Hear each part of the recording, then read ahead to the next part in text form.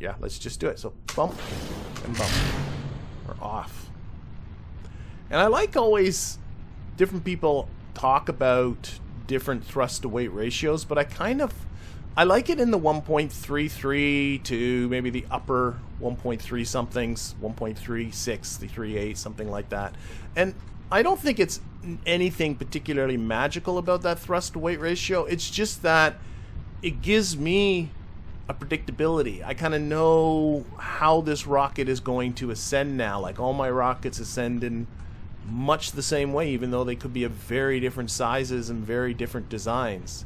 So right now I got it locked to the prograde vector. I actually think I might turn off the lock to prograde there for a little bit, because I think I'm going a little bit steeply.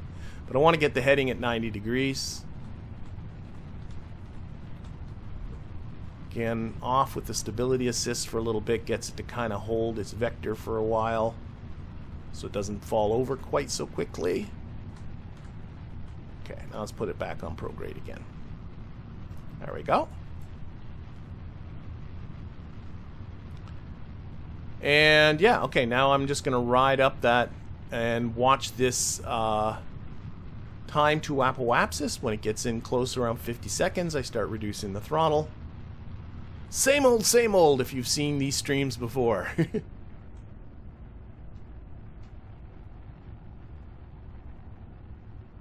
just kind of ride this up.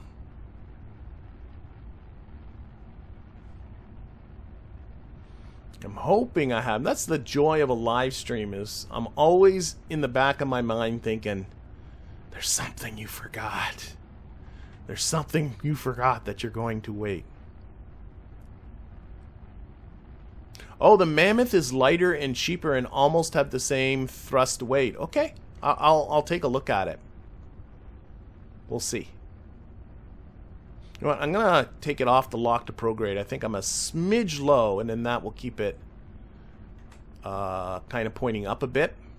Notice it's, you know, sort of holding its vector a little bit higher than the prograde vector is.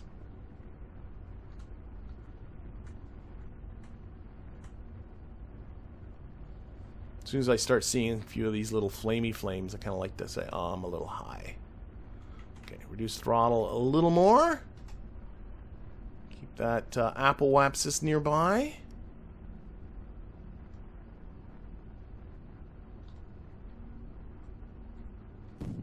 Oh! I'm going to need more throttle because I'm on the poodle. Oh, not that much throttle. Poodle's pretty powerful. Okay, let's lock it back on prograde.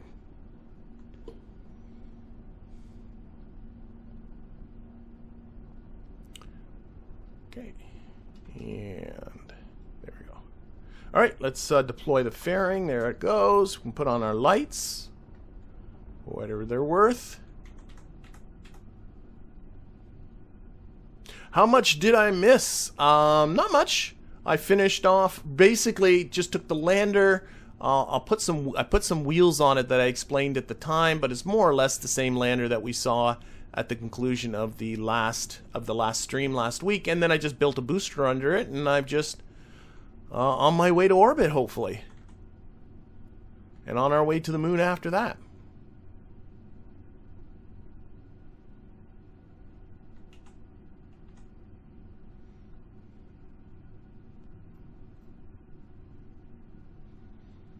No Kerbals aboard, right? No. They'd be down here, of course.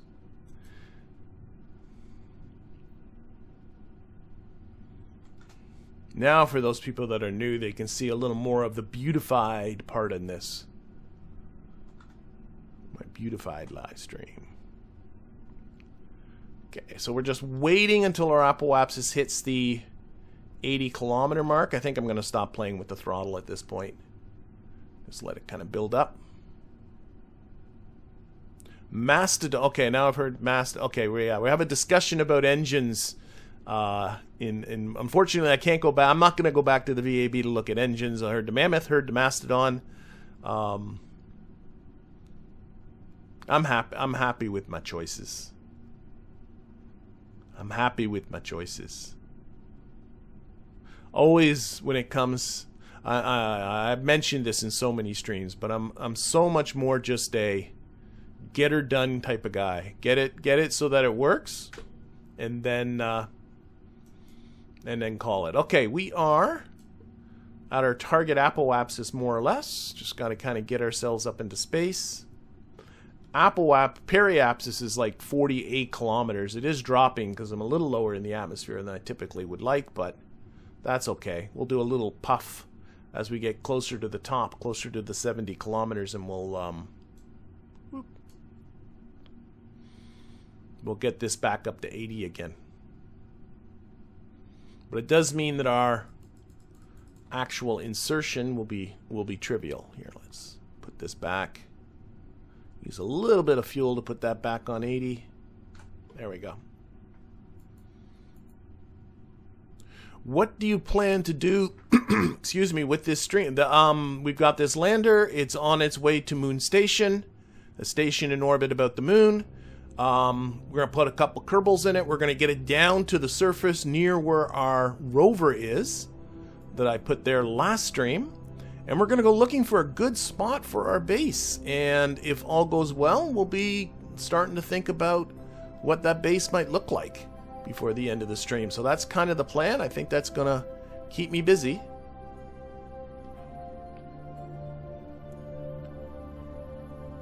So, again, we are almost in an orbit.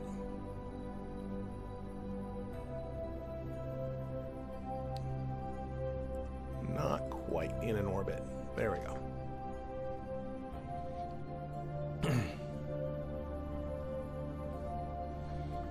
Oh, I just figured out what the... Okay.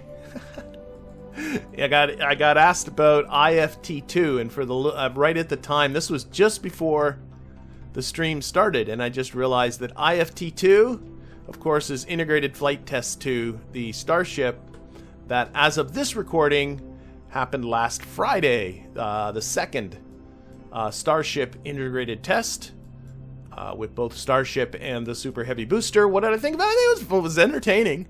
I mean, I'll always say that I will always find those things entertaining. It is. I know the media. I always like hating saying that word. You know, the media, like it's this evil entity. Why did I do that? I wanted to set that as a target. Silly. There we go. Go back to here. But the media's coverage of science and stuff sometimes leaves something to be desired. I don't think it's out of malice. I think it's out of more ignorance and also just not wanting to keep it simple and not wanting to explain too much to their audience. Really, or else they feel like they'll lose readers if they get too technical. So, you know, they're reporting it as a failure, which is kind of annoying because it clearly isn't. It was clearly meant to. It was meant to go as far as it was going to go. I'm sure they would have liked it to get to the point where Starship belly flopped into the Pacific Ocean, but you know that didn't happen. But I think that was part of the expectations that something like, you know, there was a good chance it wasn't going to meet all its mission objectives. In fact, there was a better chance than not that it was going to not meet all its mission objectives. So yeah, I enjoyed it. It's what it was. Okay, I'm just trying to get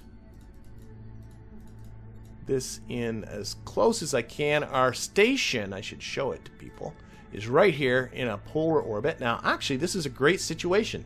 This is a good thing to talk about. Okay, so what we're going to do, so we want to rendezvous with this station that's in this polar orbit about the moon. I put it in a polar orbit because that gives me access to every biome on the moon. It's a really handy thing to have a station in a polar orbit, but it does mean that when I go to rendezvous with it, right now you can see we're coming in along this trajectory, and by the way, the game shows you what the situation is when you cross into the moon's SOI. So this is going to be our trajectory into the moon, and you can see that there is a substantial angle between our trajectory coming in and the orbit that we're aiming for, and so we would have to make a pretty substantial, I don't know what that is, about a 30-degree inclination change, and that could get expensive. And an easy way to deal with that is to simply take that maneuver, You know, don't go in here and make the change. I mean, unless you are very impatient and you want to. But if I push ahead, let's say 5 orbits, 1, 2, 3, 4, 5, and then I adjust the timing back so that that trajectory is again hitting the moon about smack dab in the middle, like that. Might up this timing here a little bit. See how that angle has changed, right? And the angle has changed because the moon is going around in its orbit, and this orbit here is maintaining its orientation in space thanks to conservation of angular momentum. So the station's maintaining its orbit as relative to the stars, but the moon is turning under it as it revolves, as it goes around Kerbin, and the end result is that there's this apparent, it feels like the orbit's changed, but really it's the moon that's changed. But this angle has changed is what it's amounted to. So all you got to do is go ahead another 6, 7, 8, 9, maybe 10 orbits this time, and then we'll bring the time down to get this trajectory. We should be getting the trajectory back, right? Here it comes.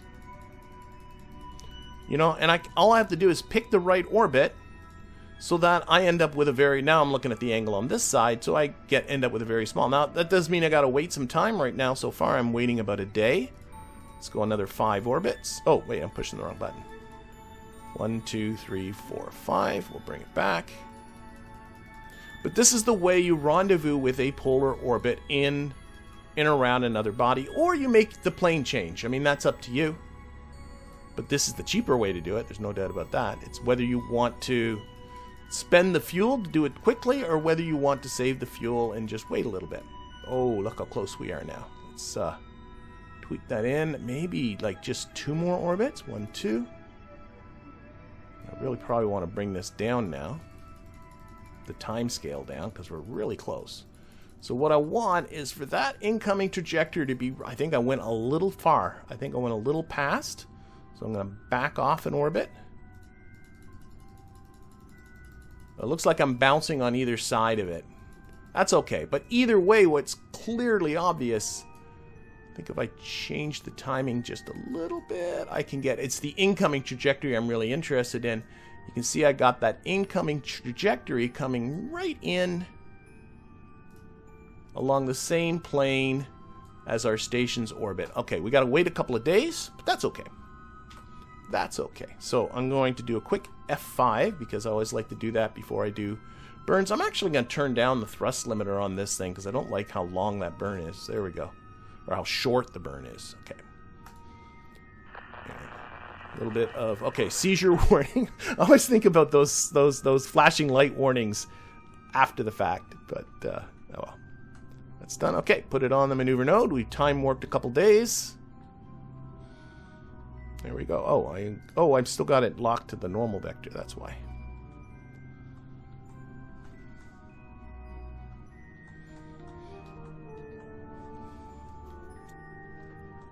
Oh, absolutely. Stephanus is saying getting back to Starship, and you know, the stage 0 improvement, though, to be quite frank, stage 0 in the first test launch was rather stupid. That was, I don't know what that was about, but the stage 0 was a heck of a lot better. That's the launch pad, really, the launch tower stand, really, and also the hot staging worked perfectly, at least as far as I could tell, as far as at least what SpaceX is telling us. Okay, 2 and 1 and go. There we go.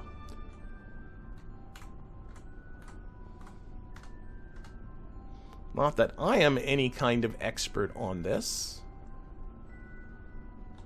Okay.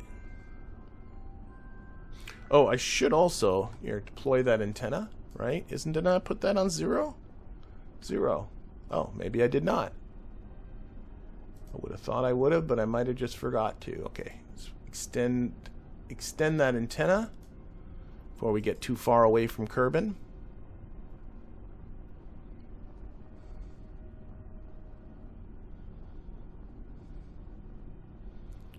Alright.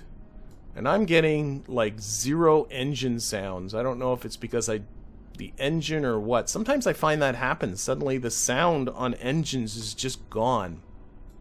Okay, we're going to watch this from up here.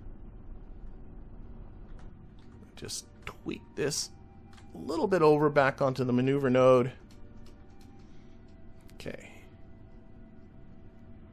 And again, what we're looking for, is it coming? There it is. It's getting that trajectory. Boop. Beaut. I like it. I like it. I like it a lot. Okay, and so this is our target, so we'll set that as a target. Clearly our goal is not to hit the moon, but what we can do now is, through a mid-course correction, avoid this. Now, if you're rendezvousing with something in orbit about another body, always pay attention to which way around it's going. So I can see the station is coming around this way, so we want our trajectory to come south of the moon, so we'll be coming around in the same way. So that's going to be a anti-normal adjustment. You can also tell by looking at the AN or the DN, if that angle is more than 90 degrees, you're going the wrong way. It's 1.2 degrees for those people that might have some trouble seeing it. Okay, and like that. I'm going to just select that periapsis just temporarily, and we're going to just see, yeah, I'm going to just move the timing of it to maximize that. There, about there. Just to get the burn in its most efficient location. Oh my gosh, look at that. It looks like, oh, just by coinkydink, it looks like we're going to be coming in like really close to the station. That's more than just a little bit terrifying. Let's add a little bit of radial, I think. Maybe this way. Yeah. I think it's a little too far away. Okay, we'll bring the periapsis down so that it's just touching the orbit. And the thing you want to look, yeah, they're a little too far away now. Look for a second like we're going to come straight into a rendezvous. What you want to do, let's get that periapsis off, is you want to have this periapsis, that little encounter indicator in orange, I'm hoping people can see it, and either the AN or the DN all right on top of each other. And I can see that the AN's not quite there, so I use a little bit of radial. Just like that. And that tells me right now I am crossing the orbit right there. I am missing by a little bit, specifically 154 kilometers, but that's okay. We can deal with that when we get there. All right. So that is a 32 meter per second correction. Again, we're going to do a little F5. A little put this on the normal vector for the solar panels. A little turning down the throttle limiter some more to make this burn not so quite so short. And maybe even a little more. Okay, let's get there. Yep. And flipping around anti-normal, if I recall correctly. And this is what I mean by just like some skills. Like I certainly didn't learn all this stuff when it took me a long time to get, you know, where I am now when it comes to KSP. But as you start picking up the skills, those skills are transferable, right, to other situations. You know, right now I'm about the moon, but there's no reason why you don't do the exact same thing around anything else if you're going for a polar orbit. Okay, I'm just going to start. I don't have to wait for the time to get to 0. Because it's not that time sensitive, this burn.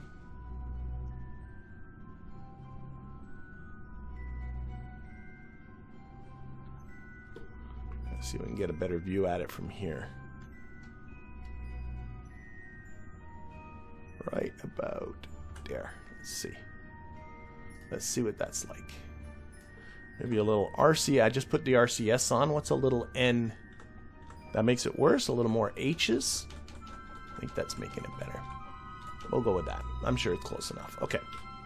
Boom, boom, boom, boom. Again, solar panels. Oh, RCS off, RCS off. In fact, while I'm thinking about it, I just noticed if you take your show actuation toggles on your RCS and you, well, they're way up here, turn off the yaw, the pitch, and the roll, because reaction wheels are always good enough for dealing with that. And then you won't use RCS every time you reorient the vehicle. Another tip. Okay. Let's get to the moon, so. Or not get, we're really going to the station right now, and then we'll load in some Kerbals.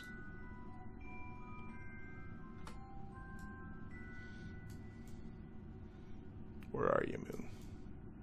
Is the moon coming out of the sun at us again? Yes, it is. There's the moon.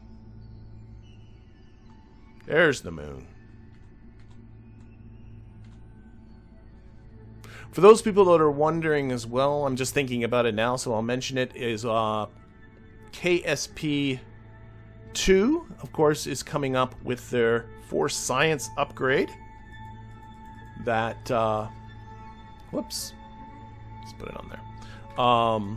That hopefully will be great. And when that comes out, I will be switching this live stream, at least for a time, to KSP2. And I'll be trying out that thing. I'll do it live. You'll get my honest opinion on what I think about it. And we'll kind of play it by ear by then. So all that I've heard is that the release is in December. So I don't know anything more than that. As far as I know, nobody does. But so when in December, I don't know. But when it's out, I will give her a try, and I'll try it live, and I'll do it blind. I won't look at it ahead of time, okay, or I won't look either at what anybody else is doing. Okay, so I got a 0.2 kilometer separation coming up. So the idea of this burn is that you're coming in, you're doing a burn, you're going into this little bit of an elliptical orbit here, but it's going to be timing in such a way so that when you go around one more time, you're right there at your target. Okay, so I just want to again orient this for solar panel purposes.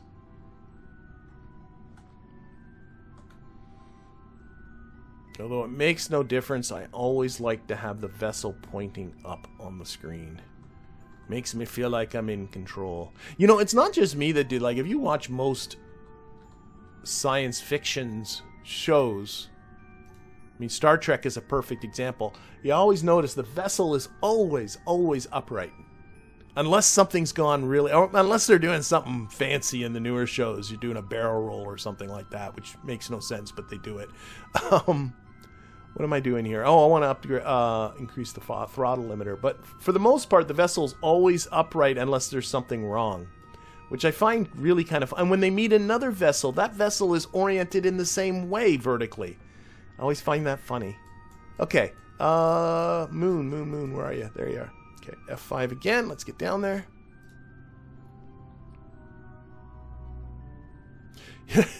Nathan predicts it'll be almost sandbox science mode. Yeah, they're not going for the same contract system that KSP1 has, which I don't think is a bad thing. I think their contract system, or at least the contracts that they have, is actually one of the weakest parts of the game. But so they promise a completely different, what they call like an adventure mode or a campaign mode. There won't be a separate contract mode in science mode. I know that much. So exactly what they have planned, I don't know. But I'm looking forward to it. I'm hoping it is very different from KSP1.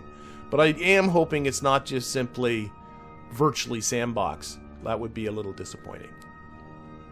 Just because I'm not much of a sandbox player guy. Okay, let's see. What do we got? 10 seconds to the burn. 5, and 4, and 3, and 2, and 1, and go. All right.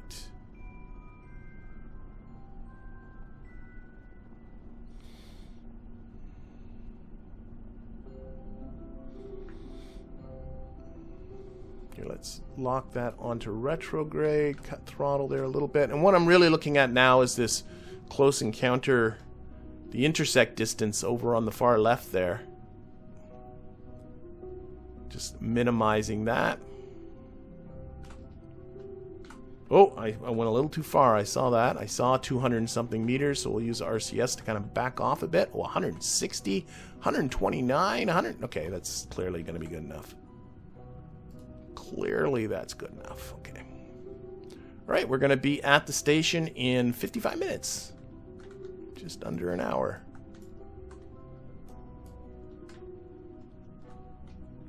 Oh, I'm still locked to retrograde. That's why we're spinning around in an aimless fashion.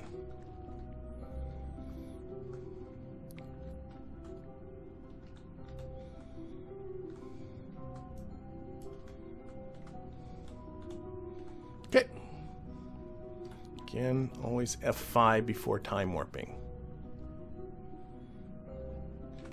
This is I always like to watch from here. As you can see, here's us, here's the station. We're in a little bit of a higher orbit, so we're going to take a little longer to come around.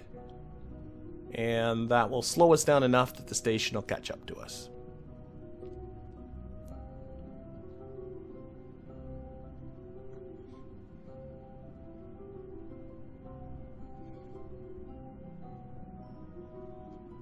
Oh, and I'm noticing here, this time often gets wrong down here. So you gotta be a little careful with that. Let's watch from here. It's about 9 minutes away. But then as soon as I start time warping, it goes wrong. We just gotta be a little cautious.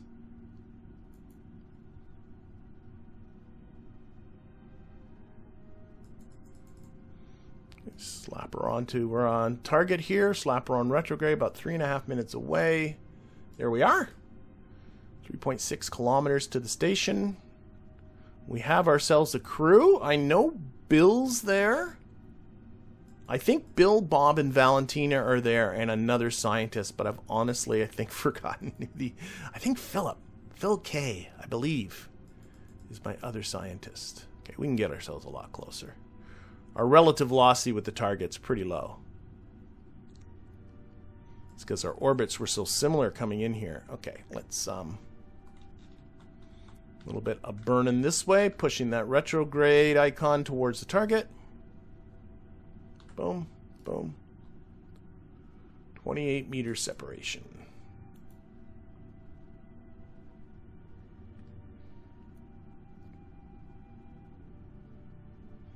I'm just going to stop the time warp every once in a while just to sort of see. 45 seconds. Okay. Slowing down a bit more again.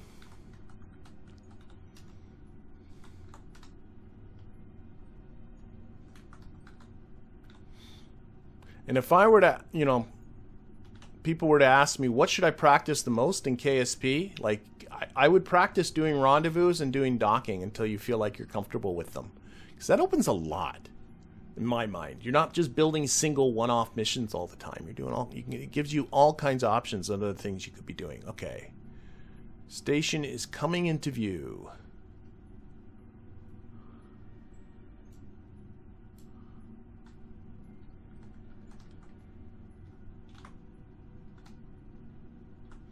Okay, we're about 1.5 minutes. So what I'm going to do, let's see, I got to think about where I'm going to dock. We're not going to be there for very long. Oh, this right here, you. Set as a target. Beautiful. I'm whoops. I'm kind of amazed I was able to click on that. Usually I have to move the camera over there and stuff. Okay.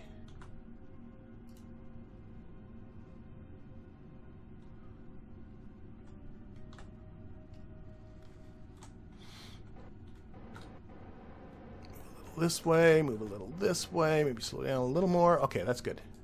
All right, now we're going to switch to control point to this docking port. And that, of course, completely changes the Navball, so I got to figure out which way around this has got to go.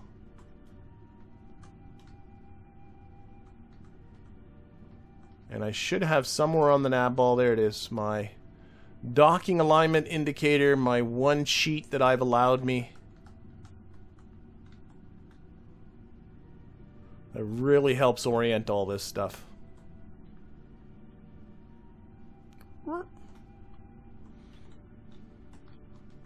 Helps a little bit. It's not like doesn't do everything for you by any means, but it does get it so that your two docking ports are parallel to each other, which is nice. Next part I need to do is get the prograde icon, the target icon, and my little bird icon all in a line, and that means I'm going in the right direction. I think I need to come in a little more, get the prograde icon closer to the target. The RCS balance is clearly kind of very off. I guess that's really not too surprising. Because the thruster blocks were all way up here. There's nothing down here to kind of balance this big pendulum down here at the bottom. But I'm sure we can. Reaction wheels are a powerful friend.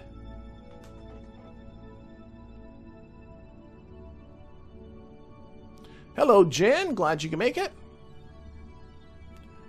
Alright, we are just about docked here with our station in orbit about the moon. We're going to transfer over some Kerbals. And then we're going to be going down to the surface. So what I should do is get ready to toggle some torqueys here. I want to toggle the reaction wheels that are built into that. Because we might have to be docked for a little bit because we got to wait for our orbit to be over our landing site. There we go. Okay, so we are docked. Toggle torque, toggle torque. Where?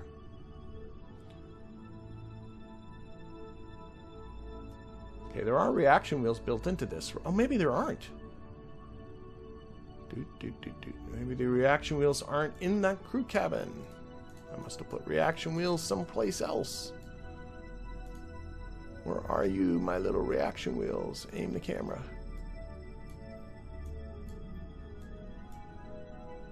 Doesn't look like I have them on the top. Are you sure they're not in here? Am I blind? Probably. No, I don't see toggle torque. Where are my reaction wheels? Did I do something goofy like stick them in the fuel can or something? Oh, there they. I think that's them. Oh my gosh. Well done, sir. Toggle that torque. They're hiding inside. Okay, so let's first of all transfer over our crew. So you can see we got Bob, Phil K, Valentina, and Bill. You can only put 2 people into here. I want there to be an engineer and a scientist. There is no choice at all as to the engineer because our only engineer here is Bill. So Bill, you are going aboard. There you go. And I think for our scientist, we'll probably... Phil K has orbited Kerbin, orbited the sun, orbited Eve, orbited Killy, orbited the moon, but never landed on the moon. Bob, though, has landed on the moon, right? Yes, he's planted a flag on the moon. So we're going to use Phil K. He'll get, or she'll get, a little bit of experience out of the deal. Okay. All right, so that's good. Good. So now, we have a rover on the surface. Right here. That is going to be our target. I'm also not set it as a target because I know... I'm going to have 5. Because I know it'll go away as soon as I undock. But the issue is going to be, you know, we got to wait for it to be under our orbit. I'm not going to go at night, so we're going to time warp until it is all the way around over here onto the day side. And the icons, I don't know what that's about. Why they do that. It's very strange when I time warp. Or at least time warp quickly.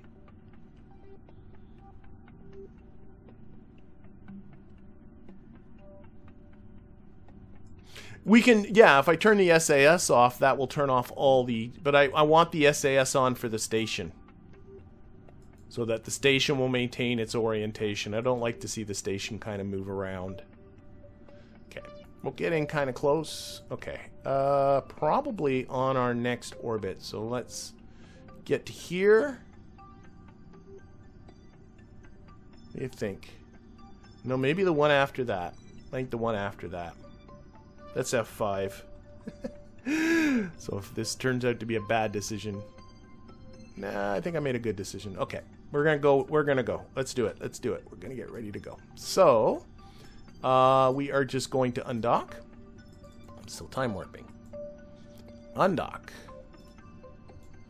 Okay, we are going to once again turn on those reaction wheels. Might have been a good idea to put those on an action group, given where they are. I think I ended up putting them inside when I moved that engine up. We are going to put on SAS. We will control from here just momentarily, just to back away from the station. Okay, and then we'll control from this one. Alright, and we are here. Moon's there. Let's set this as a target. We're also going to be performing a retrograde burn around here somewhere. So right now I actually kind of want to point myself prograde. Don't hit the station. And just kind of puff very gently in this direction. That should be enough. That's just to move away from the station so that when we go to do our retrograde burn, we don't have to worry about anything. Still got plenty of monopropellant, so that's not going to be an issue.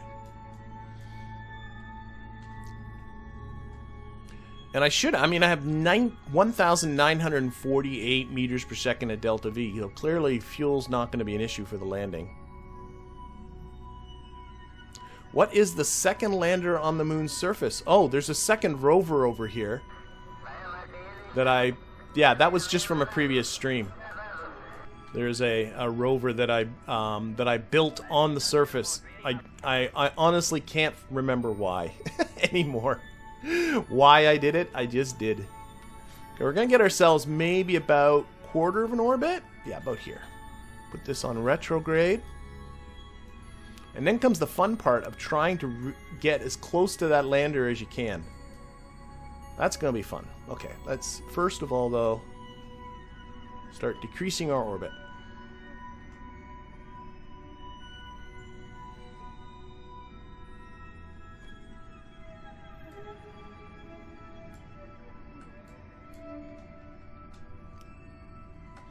I got a feeling while we're there, yeah, we're gonna have to pull it a bit.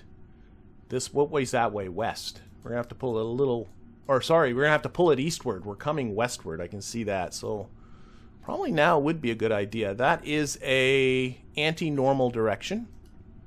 My right-hand rule from my physics classes helped me with that one. So I just need to pull this trajectory. I guess I could have also said it was eastward, right 90 degrees on the Navball.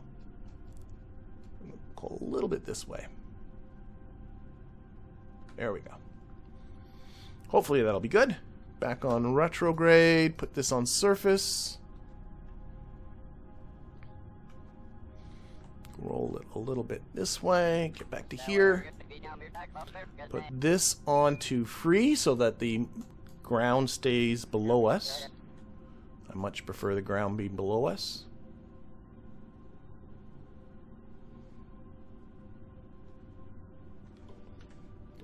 How are we doing? Oh, going a little quick. I think I need to come a little more westward again. Or a little more eastward, I'm sorry.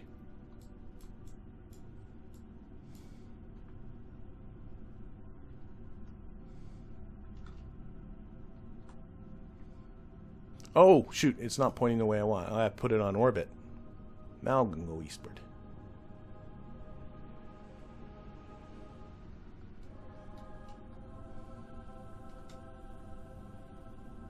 That should be good, I think. There's about 360 meters per second left in this stage, which is great. Likely we'll be losing it before we hit the surface. That's kind of what we're aiming for.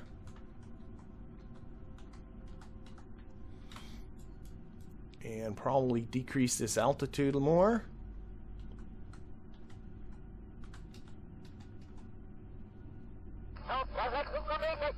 Or bring down this trajectory.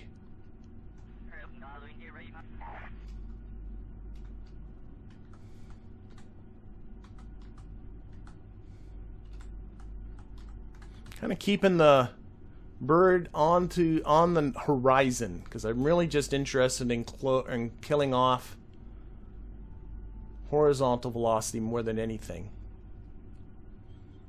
Stop a little early, maybe about there. Looks alright, I think. I'm going to do another quick save. Always I'm going to give myself permission to quick save in these scenarios and to revert if things don't go well. Hello, Rising Sun. I'm glad you can make it.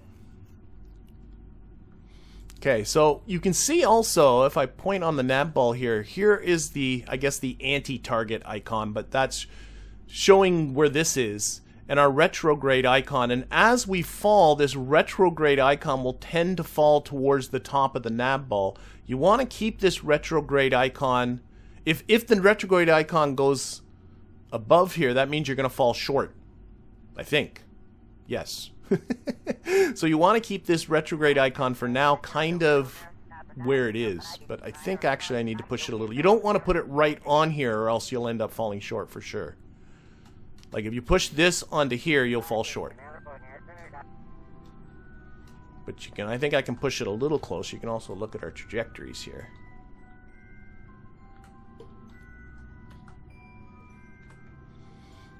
Coming in. Alright, 57 meters per second left in this, but then there's still 1500 left in the next stage.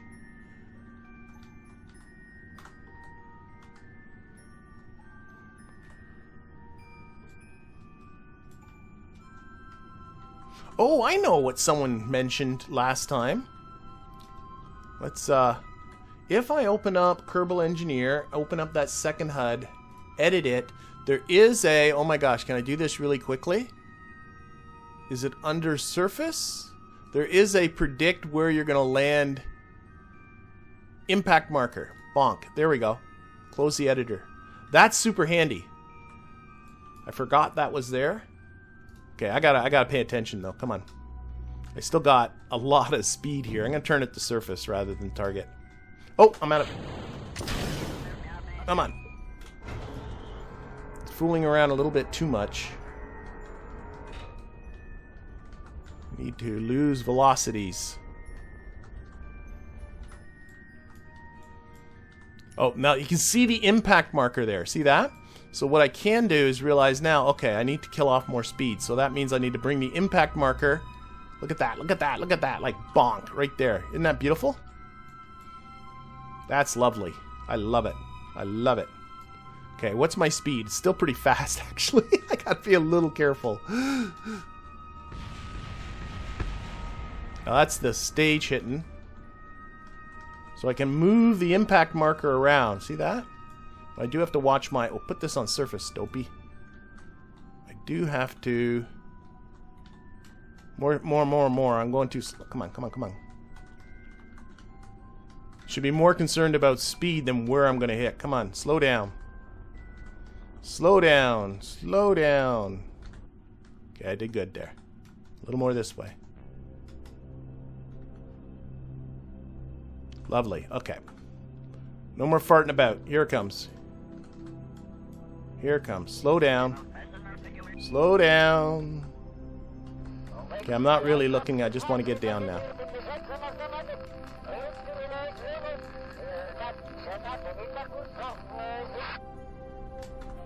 A little bit of upness there. A little bit of panic right at the end. Okay, we're good. We're good. We're close enough to our rover. There it is there. So that little target icon's pretty neat. I like that. Okay. Oh my gosh. Okay, there's our rover. So let's... First, let's get first. Okay, two is our ladder. Oh, this light's not on. Our lights off? Our lights are off. Come on, lights on. Silly. There we go. And let's get Bill out. Actually, let's get Phil out. Phil's never been on the surface of the moon. Oh, we gotta hide that. I don't like that anymore. Okay. And we're just gonna get Philip to do himself a little flag planting. So, flag planting.